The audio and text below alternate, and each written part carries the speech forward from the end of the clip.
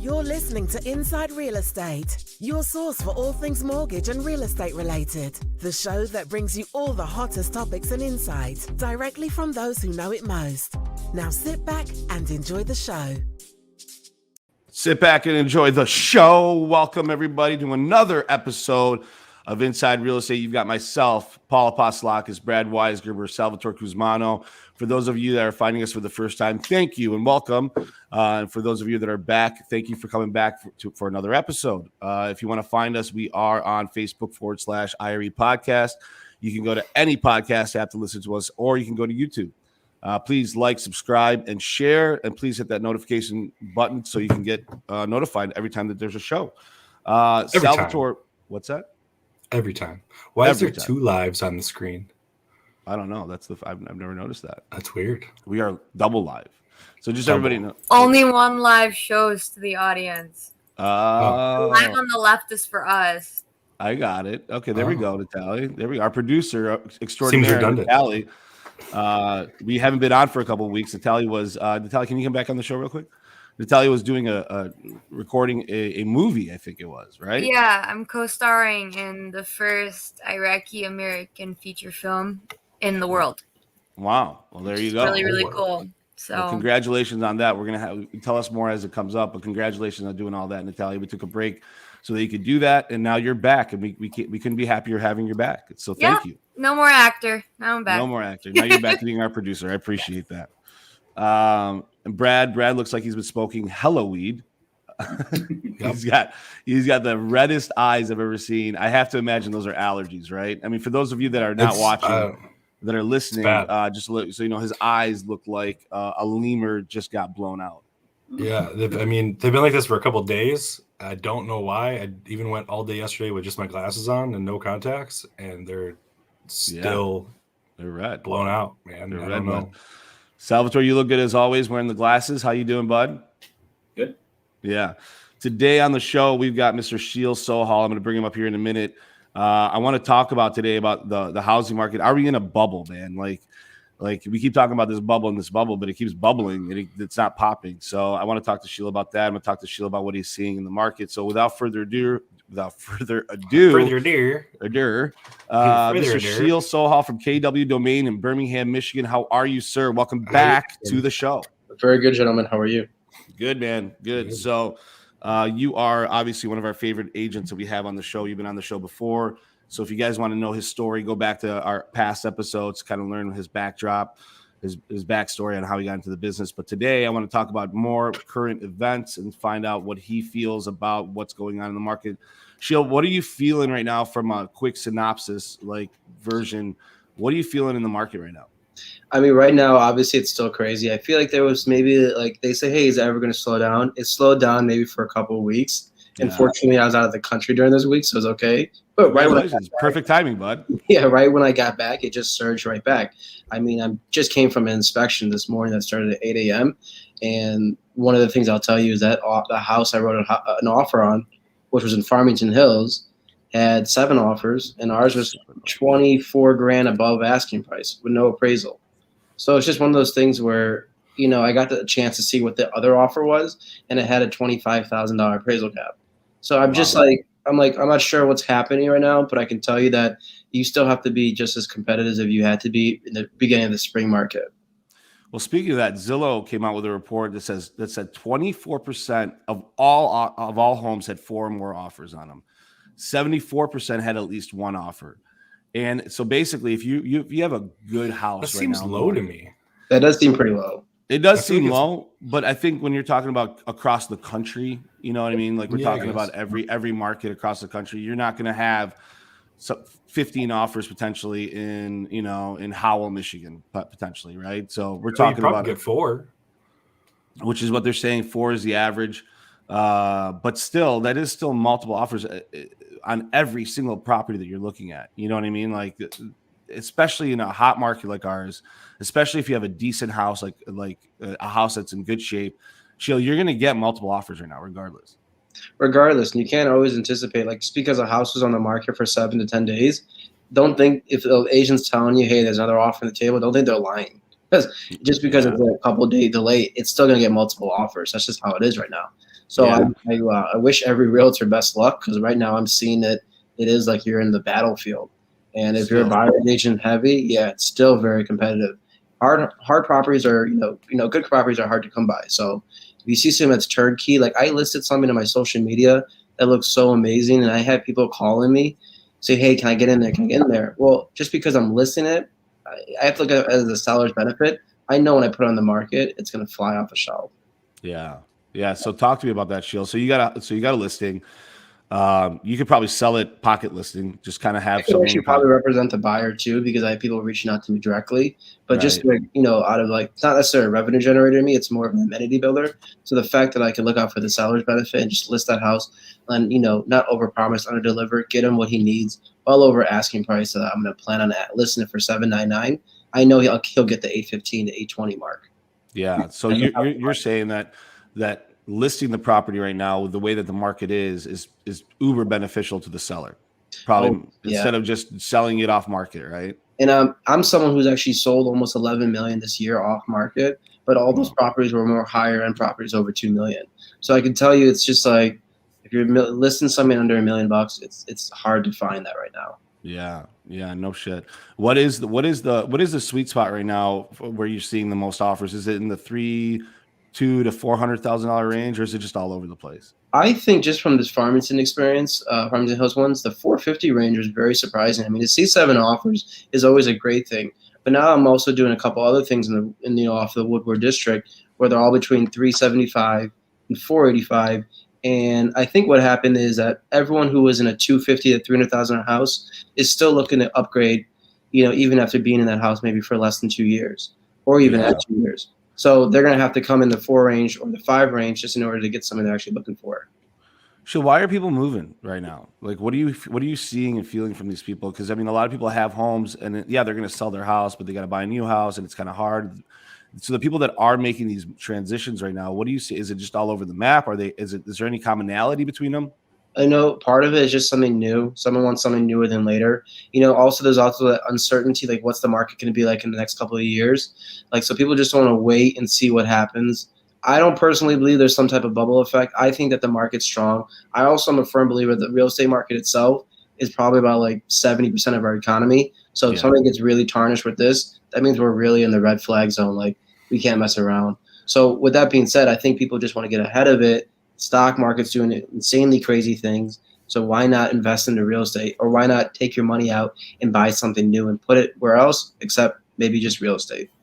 Yeah, we've seen that historically, that real estate does well even through recessions and whatever it may be, because and even through the largest recession that we lived through, it bounced back very quickly because it's such a big part of our economy. I agree with you that the Fed, the people in charge, are not going to let the real estate market falter too much. They want to keep that kind of built up because it's such a huge part of our economy. You start seeing the real estate part of this economy. I mean, it's going to come back, right? I mean, it's not like a house or property or, real estate is a business. I mean, people can make it a business for themselves, right? But it's not like, stock price goes to zero, company shuts its doors. Right.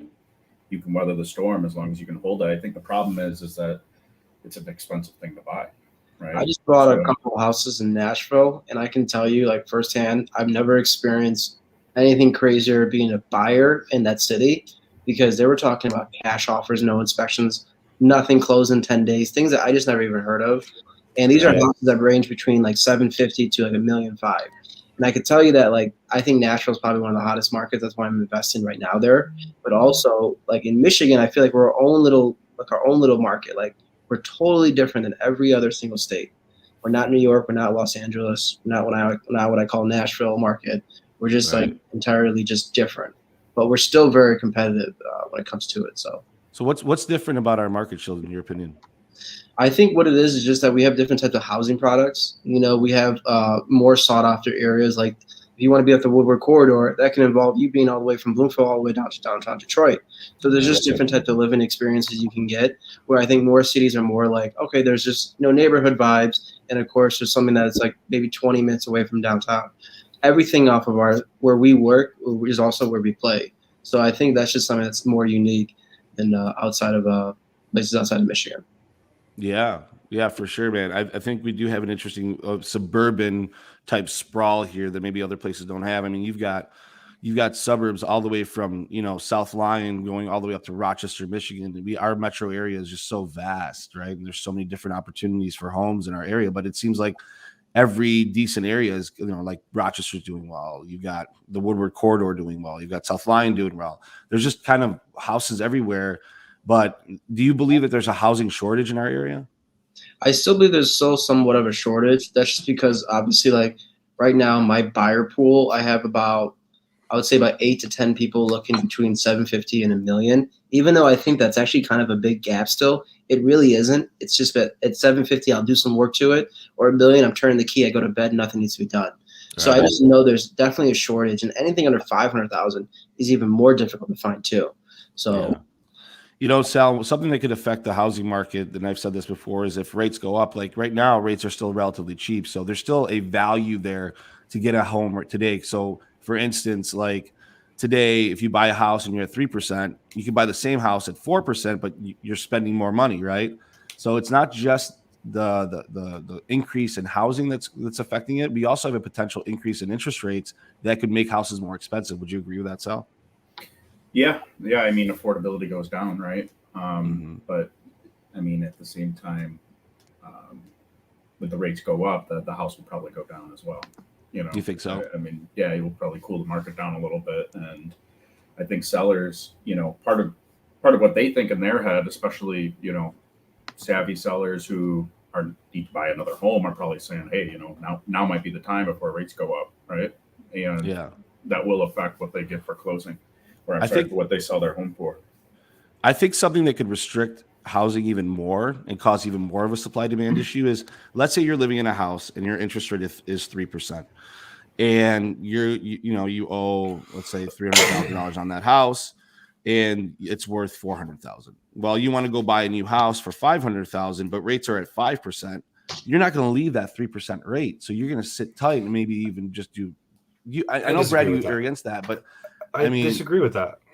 You think people will still move, even people if are still going to move. It doesn't matter what the rate is. I mean, it's slightly. That's wrong. Right? But you're saying that now, but it's very slight. People aren't moving and buying homes because rates are low.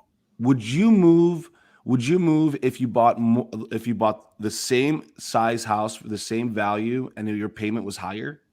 100%. Yeah, it would. Oh, if I wanted to move, if I needed to move. Yeah, if I was outgrowing this home, I would move. But you don't think there's a population of people that are going to look at that? Because of interest rates. People move because of emotions, need.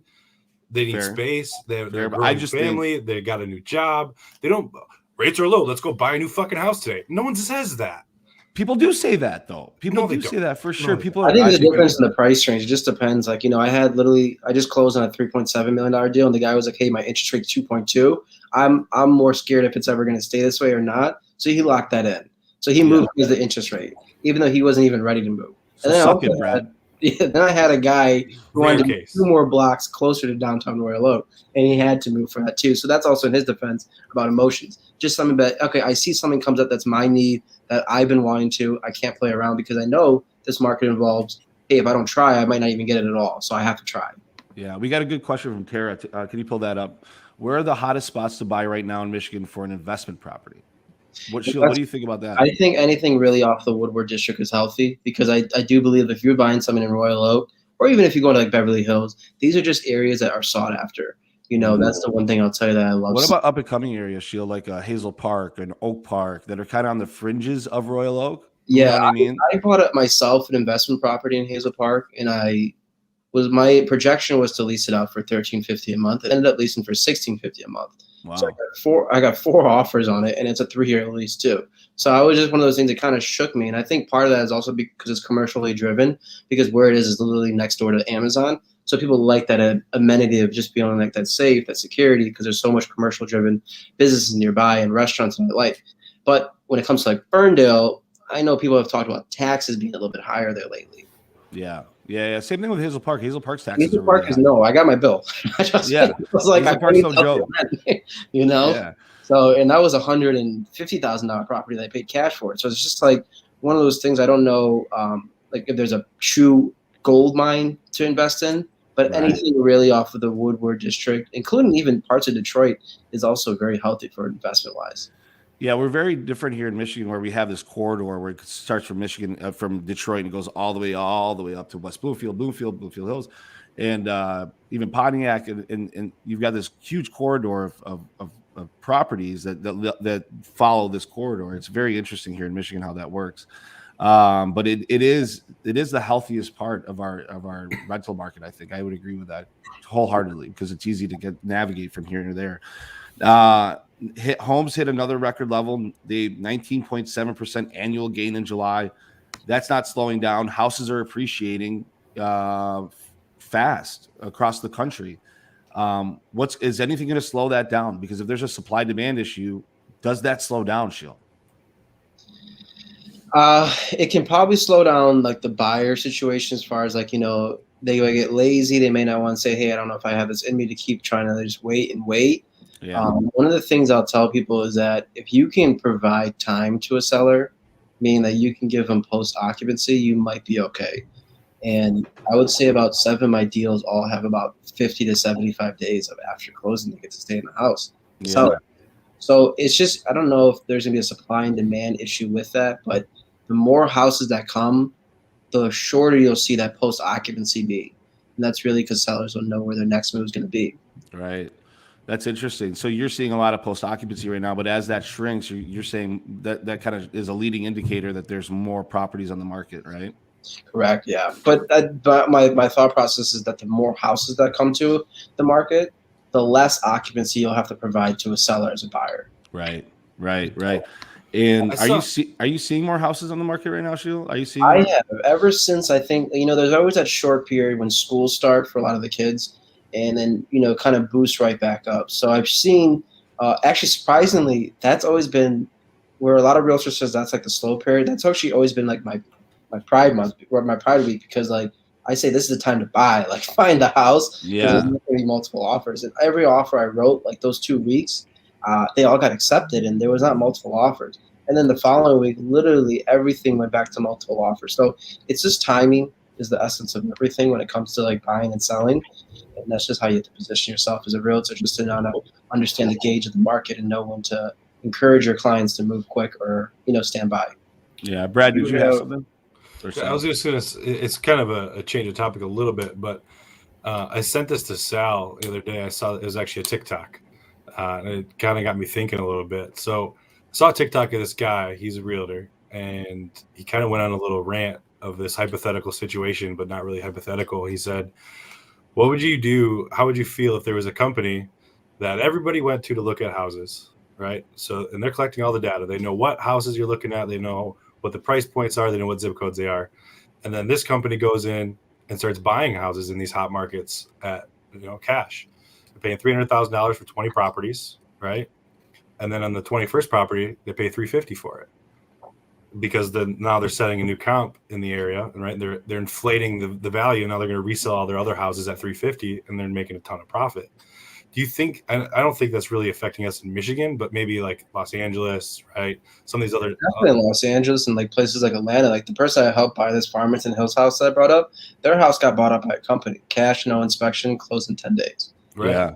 And you think that's affecting markets? I see that in Texas a lot too. Yeah, I think that we don't have the commercial companies here like that are going to do that right away, but it's something that definitely could come. It's going to only benefit you as a seller, but at the same time, it can hurt other buyers trying to buy it, because they can't compete with corporate companies that are saying, "Hey, the wire is already in your account before you even know it." Right. So it's kind of a scary thing to think about, but at the same time, I think we still have a long time before we see a lot of that, versus like places like Los Angeles, or even like I saw tons in Atlanta, and now it's even taking play in like places like Miami. So I don't know for sure if it's something that's going to like affect our market, but at the same time, it is going to bring more jobs, because I know they're trying to secure things for their so they can use it as residency.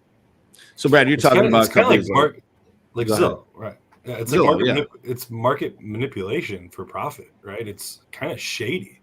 But I don't know if it's necessarily illegal. I mean, obviously, it's probably not illegal if they're doing it. But I mean, the house still has to appraise, right? No, they're buying cash, bro. No, they're buying it cash, but then they're setting the new comp, right? Then they're setting the new comp for all the other ones to sell for someone. If someone else gets the loan, totally that's going to affect the valuation of just being able to obtain a loan at the value you have to buy it at, because that comp is set now. So it's going to really affect mortgage opportunities, I feel like. So companies like Redfin and Zillow are coming in and disrupting and doing a lot of different things. Like, for instance, Redfin now is saying they're going to allow buyers to go into their homes and look at houses without any agent involved. They're just going to give them a lockbox code. They're going to go in the house and they get to look at the house without the agent being there, and basically cutting out the agent some more. It just seems like the agent is kind of under attack in 2021. And I wonder what in 2022, if that agent attack mode from these large companies is going to continue. I think there's going to be some type of correction of that, because we have a national realtor board that obviously looks out for us, and it's only in our best interest just to make sure that we're still employed. Because if companies start doing that, that's going to be very scary, especially as a homeowner. Where are you going to move to? Like, there's just going to be a lot of things that go through someone's head having to deal with that.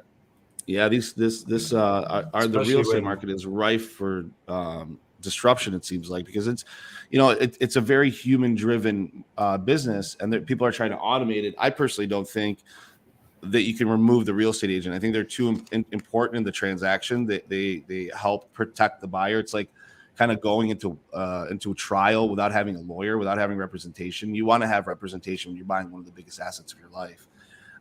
Do you see, Sheel, that commissions are going to get crunched for real estate agents going forward? I've noticed there has been some already happening.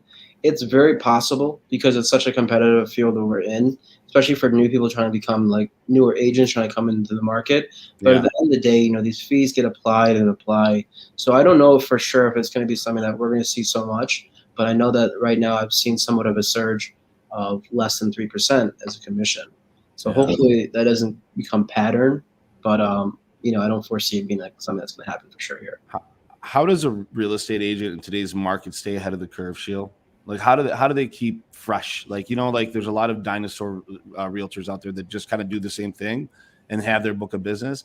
But if I'm a newer, hungry agent, how do I get myself out there right now? You buy my course that's coming out soon. That's one thing. Whoa, there we go. Is that an announcement right there? That's one part about it, but you have to be very socially driven to this too. So obviously, I have a TikTok, I have Instagram. I actually, think that I do some things a little bit different than other realtors. So if you want to stay ahead of the curve, see what everyone else does, do something different. That's a little different, right? The one big piece of advice I can tell a new agent, except buying that course. But other than that, it will go a long way, because it's all about planning versus executing. And then also remembering you have to consistently retool your marketing strategy and how you present yourself. You can't be the same person every single day. Here's the thing, though. I just read an article on Housing Wire that says most real estate agents' leads still come from Facebook. Really?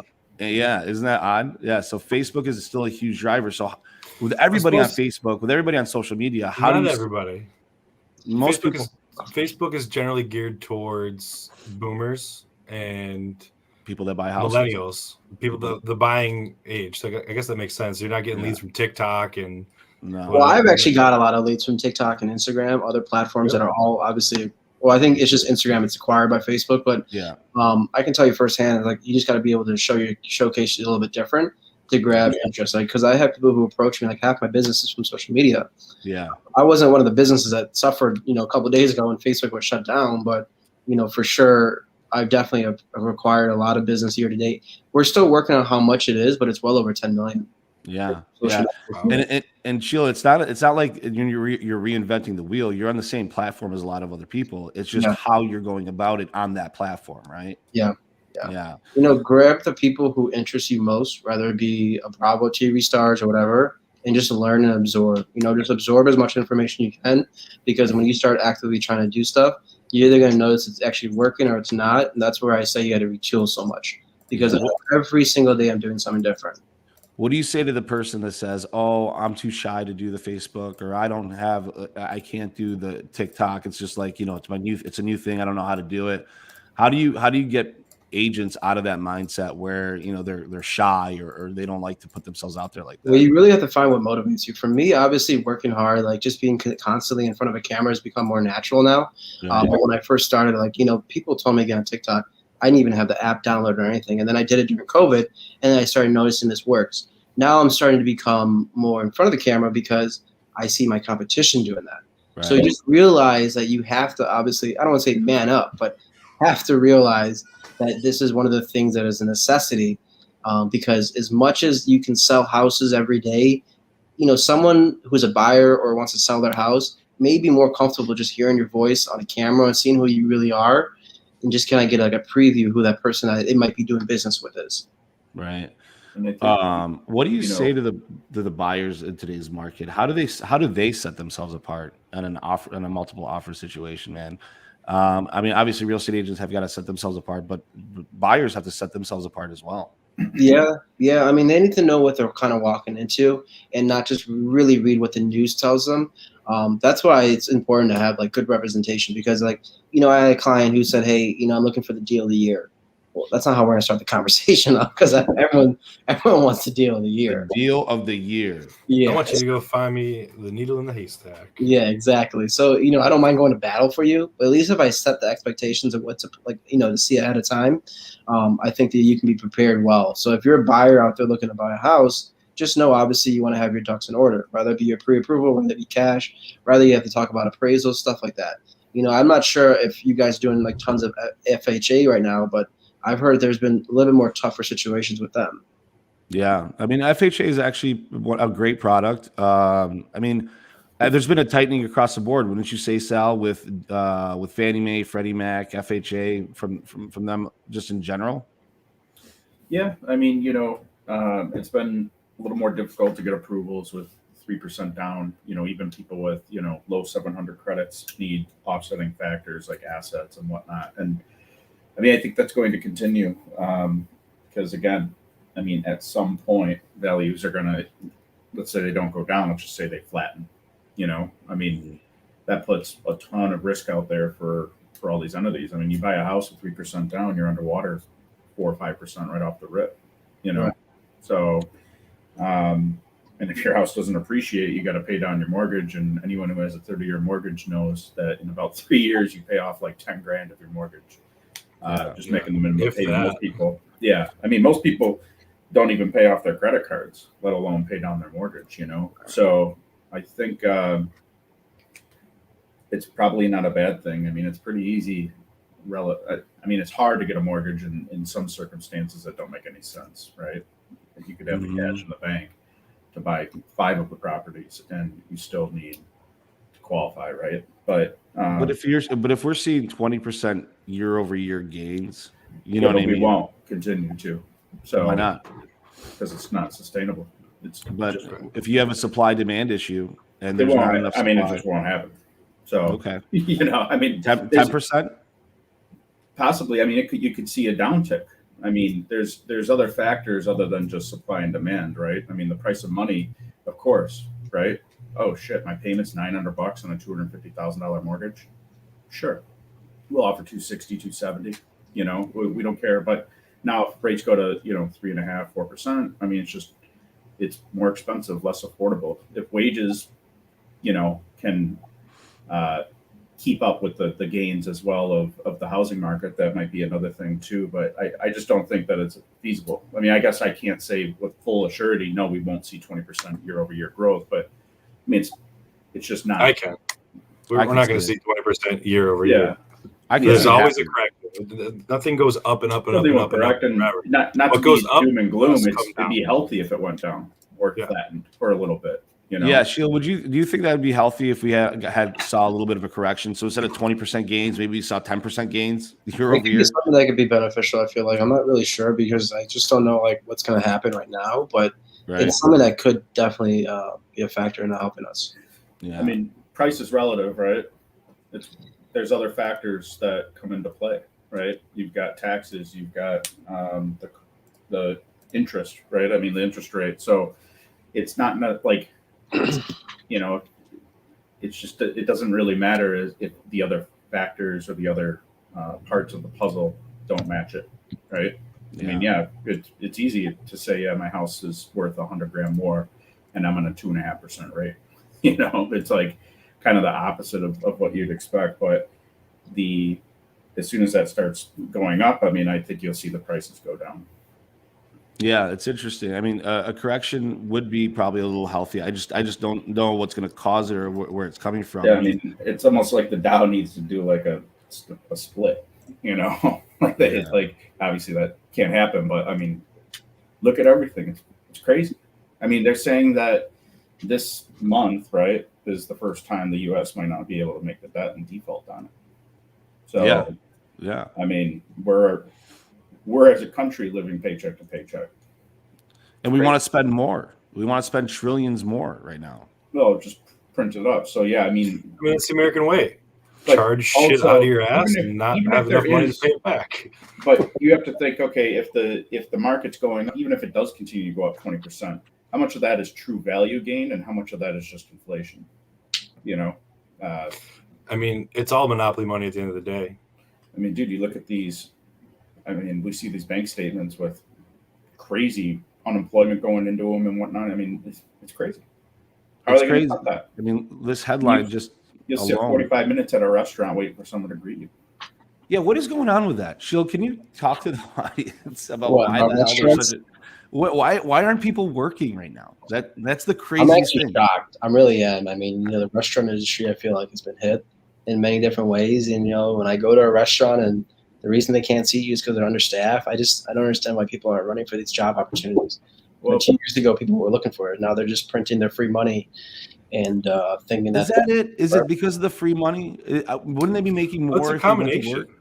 I think some people make more from the free money versus than what they could make, but also I think there's just a lazy factor that's in play right now. So, it's not going to be forever. So I think that the thing is that it will surge back, but a lot of businesses are upping their prices. Like I'm someone who has a few watches. My values have all increased. I've gone to restaurants. The prices I've seen have increased. Everything has increased. The car market's increased. The real estate has increased. And still, until people start going back to work and actually getting back to reality about employment, this will only continue to go higher and higher because the businesses have to make money too. Yeah, I mean, I think there's a lot of things. I think especially the restaurant workers, like one, yes, they've been getting the COVID relief, so they haven't really had to go back to work. Right. So why would they? Two, they don't really like having to interact with assholes all day long because a lot of people that treat customer service bad, right? Right. They don't want to have to deal with that for shitty pay, no benefits when they can sit at home and get the COVID relief. And was like, I haven't worked the past year and a half. I've been collecting unemployment. I mean, I wouldn't want to hire them, right? Like, oh, you like to basically skate by on any opportunity you get. Yeah, but restaurants need the help, man. I know restaurants. I know they need the help, and I'm sure a restaurant would hire them. But these people are also becoming further unemployable. They're losing their skills. I mean, whatever they're doing, right? I mean, it's like, yeah. I mean, would you want to go work at a restaurant for $2 an hour, waiting tables that 50% of the capacity is there? I mean, I'm not blaming them. You're not making any fucking money, man. Sure, but the restaurant I went to like a couple of weeks ago, when I walked in, they told me that the cooks walked out that day, and the manager was going to make my food. So I said, I was just like, all right, well, just gotta pray before I eat, Hope you're a good cook. Yeah. But it's a serious thing that's happening. I think there's a certain amount of restaurants who will stay obviously active because they have the clientele that's consistently going there. But when it comes to like the mom and pop shops, it's it's a horrible time right now for them. So. Yeah. I mean, restaurants I feel for retail's for the workers, and I feel for the owners as well. But at some point, like, I mean, shit, Brad, maybe we'll just go to the place where that robot serves our food. Yeah. Yeah. We were sitting there, and all of a sudden, this robot comes up with our food on its plate.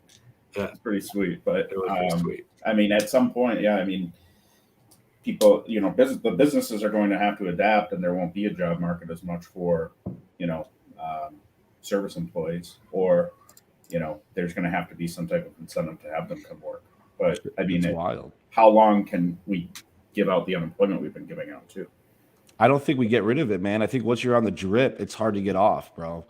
I think once you start giving people free money, to remove that out of the economy now, people are going to freak out. If you just turn that off tomorrow, it'd be a problem, I think. Very much. Yeah. Right? It'd be a problem. I think you're also pumping in lots of money into the economy that's keeping it moving, right? People are spending that money. They're not just sitting on that money. They're spending it on whatever rent, whatever it is. So you turn that off. I mean, I don't know what people do. Do they go back to the workforce? Do they go back to a gig economy? Are they doing DoorDash? Would they rather do that and be their own boss? I don't know, man. It's an interesting time when it comes to the labor market in itself. So it's weird. We have a labor shortage, we have inflation happening, and we have a housing market that's super hot. We've got a stock market that's super hot. It's like where is the crack right now? And I think it could be in the labor market, because if we don't have income and wages that can be sustained, I don't think we can sustain the rest of the stuff. So that's my 2 cents. Sheel, what do you see coming down into the winter months, man? Do you see things slowing down a little bit going into like the holiday season, you know, between Thanksgiving and Christmas and New Year's? Or do you kind of see that as an opportunity for buyers at that time? I do see it as an opportunity for buyers. I do believe that's a good time for anyone to buy and obviously look. I also think that the market's going to be picking up actually the next 2 months, whether it be snow on the ground, whether it be just leaves on the ground. It's still going to pick up. And the good thing about it is you want to take advantage of it. The one thing I'll tell you is that, you know, like economy-wise, I hope it does see more corrections on that, just because coming that time before we end the year and start a new year, you know, definitely there's going to be some corrections needed. But that might just be a good time to invest in real estate or any type of luxury good you're looking for, whether it be like a car or some type of other item. So I just think like there's going to be some corrections come this fall and winter, but not necessarily to the real estate market. I think it's going to be still very tough as a buyer, but there's going to be some pros and cons. Yeah. I think personally, I think the winter time historically is a good time to if you're going to have some leverage as a buyer in this really hot seller's market. I think that like when there's less competition, that's when you win. And I think in the winter months, you're going to have less competition for those houses. And the people that have houses on the market, they're pretty serious. Wouldn't you say, Sheel, at that time of year? Yeah, I think what it was is, if I'm not mistaken, this was like Sal's cousin who built the house at that time. It was pretty much right when we got out of the COVID thing and we were able to go back to work and stuff.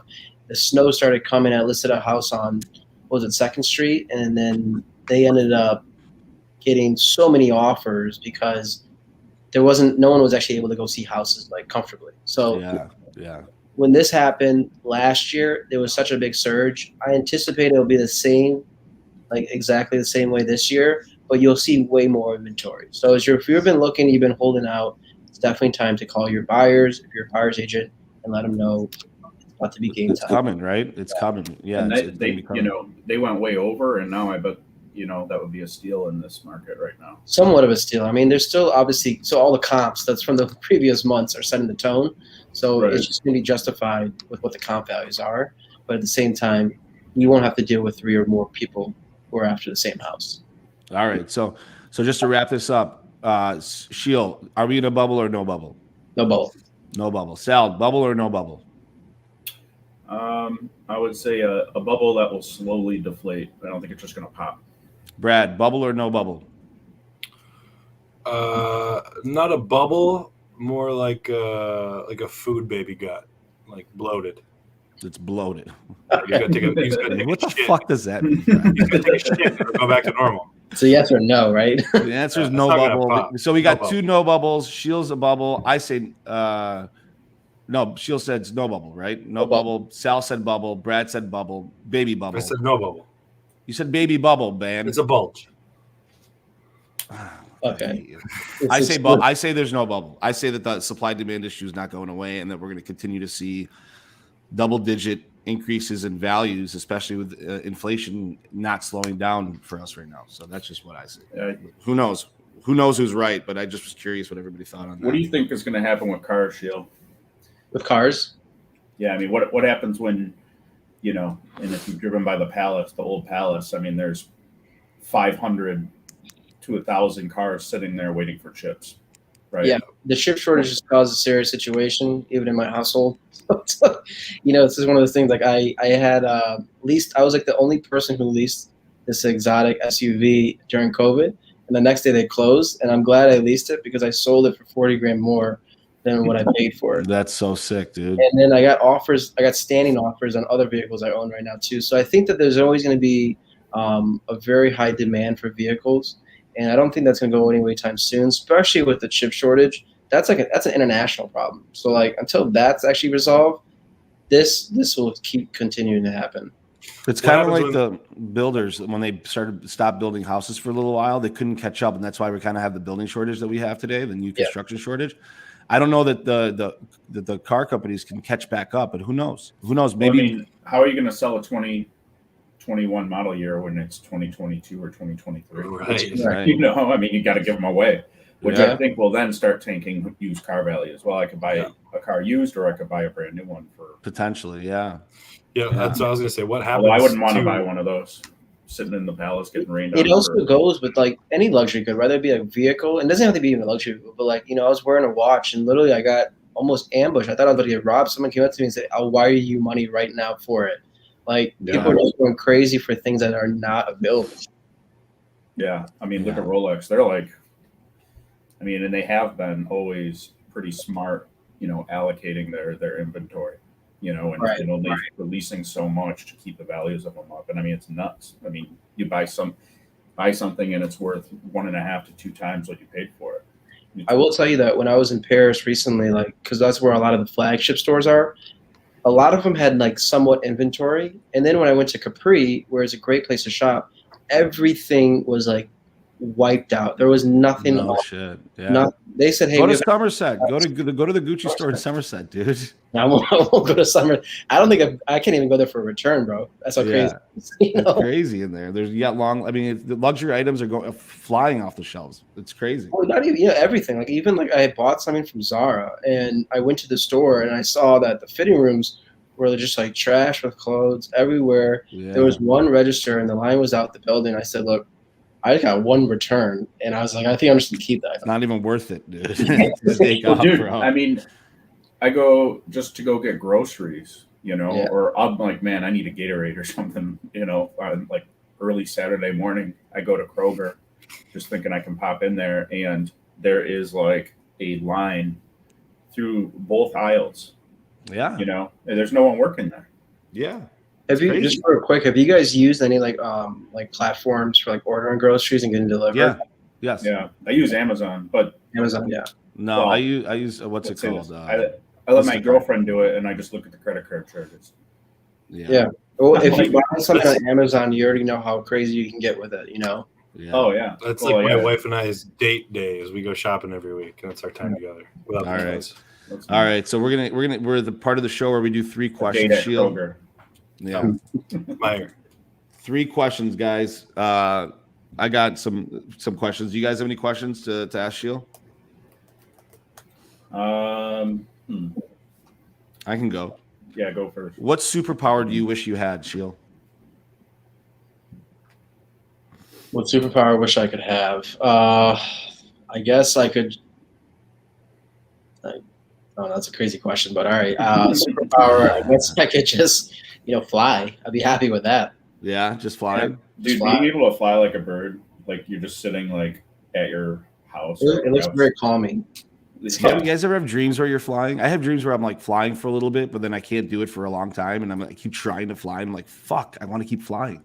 Yeah, I was gonna say super strength, but I was like, I don't even need the strength right now. Like, no, let me fly. See, to me, flying sounds cool, but then you think about, man, it's fucking cold up there. You got wind, you got birds and bugs you're gonna hit you in the face. I'm not going up that high, bro. I'd rather teleport. Just blink my eyes and I'm where I want to be. Yeah, right. That's not a bad one either. Let's see here. You guys have a question or no? Yeah, if you could be like a fly on the wall, or kind of like a ghost, like, and witness any historic moment in time, what would that be? There's so many different ways you can answer that question, because there's obviously like serious things you can be at and fun things you can be at. Right. At the same time, like, I'd probably look at the benefit of wanting to be, like, I've always wondered what it was like, like the old times where like pirates and stuff existed. So just witnessing change of scenery when declarations were signed would be something I'd be like interested in. Yeah, I could see that. Like, just to see what country kind of had a better time, Yeah, that's interesting. Let's see here. If you could change careers right this second, what would you do? What would I do? I wouldn't want to change my career. No, you're out on that, huh? You're like, fuck it. I like what I do. No, I love what I do. I passionately love real estate. I love looking at houses. I love seeing products that don't exist. I love seeing things like that. If I had to get a different position, I would have to be a CEO of like Amazon or something. That's it, right? But yeah, that's it. No, there's nothing else I'd rather do except be in real estate. This is what I love. This is what I wake up every day to. This is what I go to bed to. Things happen 24 hours. Since you didn't really answer that one, I'll ask another one. What movie makes you cry? What movie makes me cry? It's kind of messed up because you haven't seen a movie in a long time, right? So right. Like, what the hell have I watched? The only thing I watched is Bridesmaids. That's making me cry right now. Yeah. I don't know. I don't watch any crying movies, bro. I don't know. I cried in the Lion King for sure. Lion King? Yeah, well, it's been too long. Yeah. Click. Click was all a right. It was Click. Tell the audience how they can get a hold of you, bro. All social media platforms, including now YouTube, Sheel Sohal. So if you are on YouTube, subscribe, like, comment, as they say. And I keep posting every week, so you'll see a lot of things happening. If you are on Instagram, send me a DM because I'm very active on that, and I'd be happy to just share what I do on a daily basis. So if there's a realtor who wants to connect one-on-one, let's do it. That's awesome. Sheel, thank you so much for being on the show, man.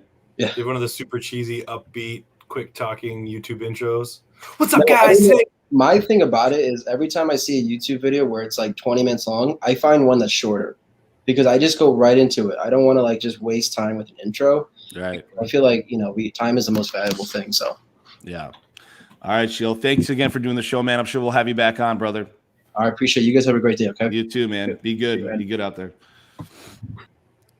I like Sheel. Sheel does a good job for us. He's been on the show quite a few times, but he does a really good job. Yep. Do you guys have anything to add before we go for the week? Nope. All right. Well, for those of you that stuck around this long, thank you so much. We can't do it without you. Really appreciate you listening to the show. Please go to Facebook.com/IRE podcast to see us live. If you want to go there, or YouTube, you can see us live there as well. You go to any podcast app that you desire to get a load of us there.